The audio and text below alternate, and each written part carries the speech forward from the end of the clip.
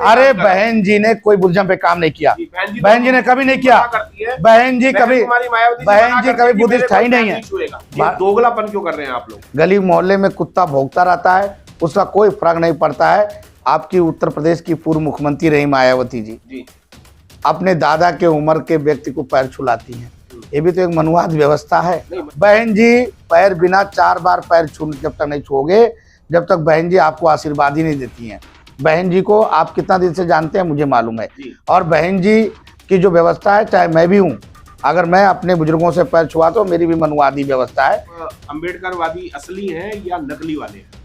मैं असली अम्बेडकरवादी हूँ, मैं नकली नहीं हूँ, तो मैं दिखाता नहीं। जब आप असली अम्बेडकरवादी हैं और आपने कहा कि मैंने 56 में मैंने बुद्धिज्म अपनाया और मैं बाबा साहब को फॉलो करता हूँ और बाबा साहब मेरे फेवरेट भी हैं, यानी आइडल भी हैं, तो क्या आप उनकी बातें मानते हैं या सिर्फ सुनते हैं? बाबा साहब डॉक्टर अम्बेडकर की बातें मानता हूँ और बाबा साहब के विचारों पे चलता हूँ और बाबा साहब के विचारों को ही आगे बढ़ाता हूँ। तो ये सुनिए अरे सुनिए ना, पहले सुनिए, ये नकली नहीं, सुनो, ये नकली नहीं, राजनीति लिए नहीं काम नहीं करता, क्या मानते हैं? सुनिए,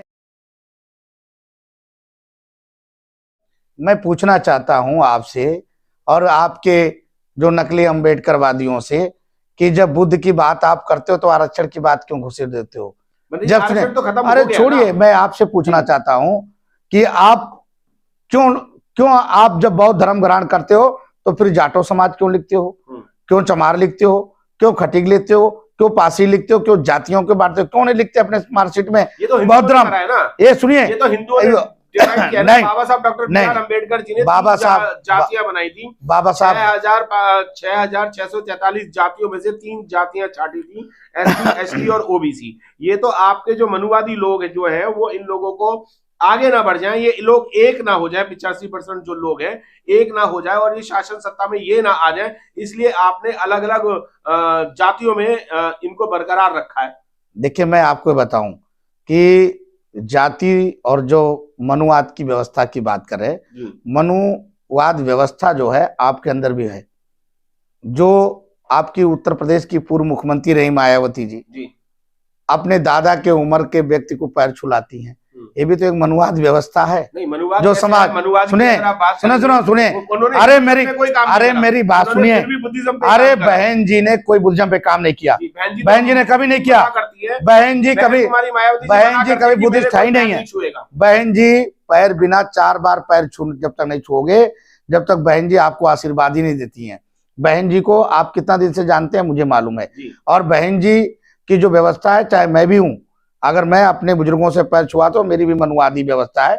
मैं मानता हूं कि इस देश में व्यवस्था थोड़ा खराब था, लेकिन अब वो स्थिति नहीं, हम 21वीं सदी में जी रहे हैं।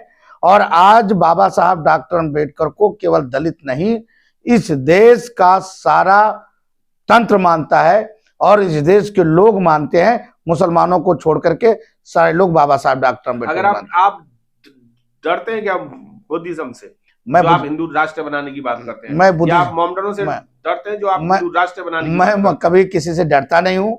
बनते राहुल बुद्धिस्ट पे काम करता है और बुद्धिज्म के लिए ही काम करता है, लेकिन मेरी जो अंतम आत्मा है, जो इस हालात को देखते हुए मैं ये कहना चाहता हूं कि हिंदू राष्ट्र में बौद्धों को भी सम्मान होगा, जैनों का सम्मान होगा, सिखों का भी सम्मान होगा और मुसलमानों को भी सम्मान होगा। जब हिंदू जब सम्मान देंगे तो जब शादियों में घोड़ी पे नहीं चढ़ने देंगे, अगर किसी ने मूछें अच्छी रख ली तो मूछें नहीं रखने देंगे, किसी ने घर अच्छा बना लिया तो उसका घर तोड़ दिया जाएगा, किसी सरकारी नौकरी है तो उसकी सरकारी नौकरी पे कोई एलिगेशन लगा के उसकी सरकारी नौकरी छीन ली जाएगी।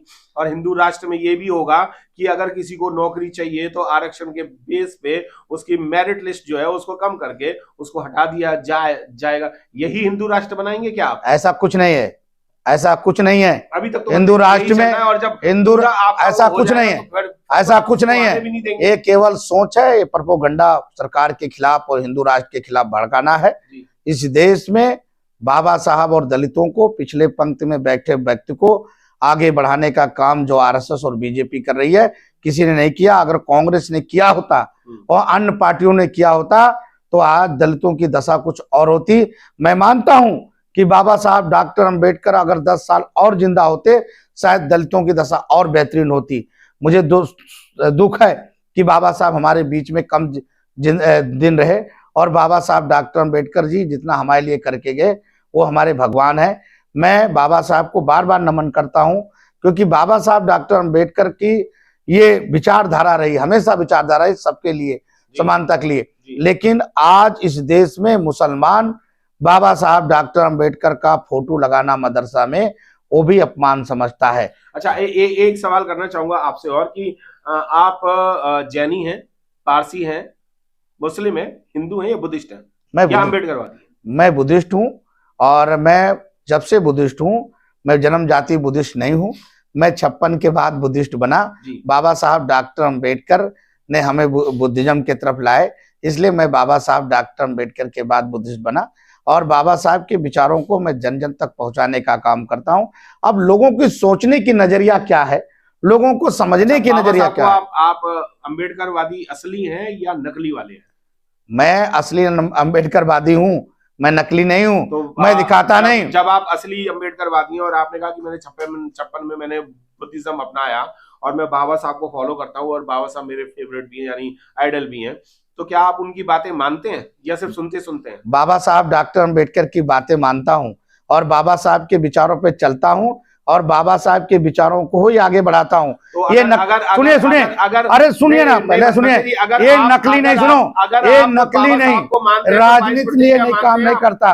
मानते हैं? सुनिए, उस हालात में 22 प्रतिज्ञाएं थी, अब 22 प्रतिज्ञाओं की कोई जरूरत नहीं है। बाबा साहब अगर होते तो 22 की जगह 44 बना चुके होते, क्योंकि आप हिंदू धर्म ने जो आप कह रहे हैं कि हिंदू राष्ट्र होना चाहिए, उसके लिए मैं बात कर रहा हूं। अगर आप असली अम्बेडकरवादी हैं तो बाबा साहब की पहली ही प्रतिज्ञा ये थी कि मैं हिंदू धर्म के किसी देवी देवता, अरे मेरी बात सुनिए बाबा, सुने, बाबा साहब डॉक्टर अम्बेडकर अगर आज जिंदा होते तो शायद कोई प्रतिज्ञाएं नहीं होती। और बाबा साहब डॉक्टर अम्बेडकर ने प्रतिज्ञाओं को जो बात करते हैं ना, आप लोग बाबा साहब डॉक्टर अम्बेडकर को पढ़ा ही नहीं है। जो लोग 22 प्रतिज्ञाओं की बात करते हैं वो लोग एकदम गलत कर रहे हैं। बाबा साहब डॉक्टर अम्बेडकर का जो उसमें विचारधारा था वो अलग था। बाबा साहब डॉक्टर अम्बेडकर ने उसके बाद हिंदू कोड बिल का समर्थन किया, और हिंदू कोड बिल क्या है ये आपको मानना चाहिए। मनुवादियों ने होने नहीं दिया ना उसको, हिंदू वो तो आपके चाहने वाले, आपके चाहने वाले पंडित जवाहरलाल नेहरू जी ने नहीं करने दिया। उस समय तो बाबा साहब डॉक्टर अम्बेडकर को 2 बार पार्लियामेंट से चुनाव हराया गया, और बाबा साहब डॉक्टर अम्बेडकर की जो विचारधारा थी वो बाबा साहब सबको समान लेके चलना चाहते थे।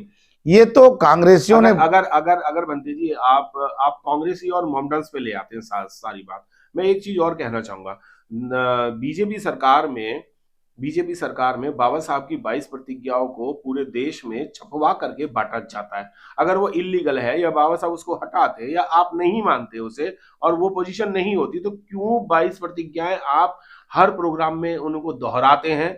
और प्लस आपकी जो गवर्नमेंट है, बीजेपी सरकार जो है, वो भी 22 प्रतिज्ञाओं को प्रकाशित करती है। ऐसा क्यों? दोगलापन क्यों कर रहे हैं आप लोग? दोगलापन क्यों कर रहे हैं आप लोग? भारतीय जनता पार्टी कभी ऐसा काम नहीं करती है जी।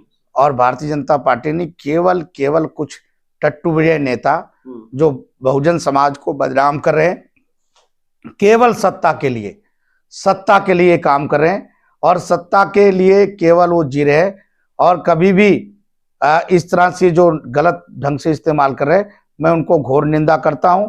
उनको भौंकने दीजिए, गली मोहल्ले में कुत्ता भौंकता रहता है, उसका कोई फर्क नहीं पड़ता है।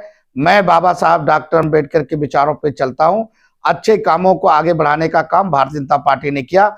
बाबा साहब डॉक्टर अम्बेडकर की जो अधूरा सपना था वो भारतीय जनता पार्टी ने पूरा करने का काम कर रहा है, आगे भी करते रहेगी।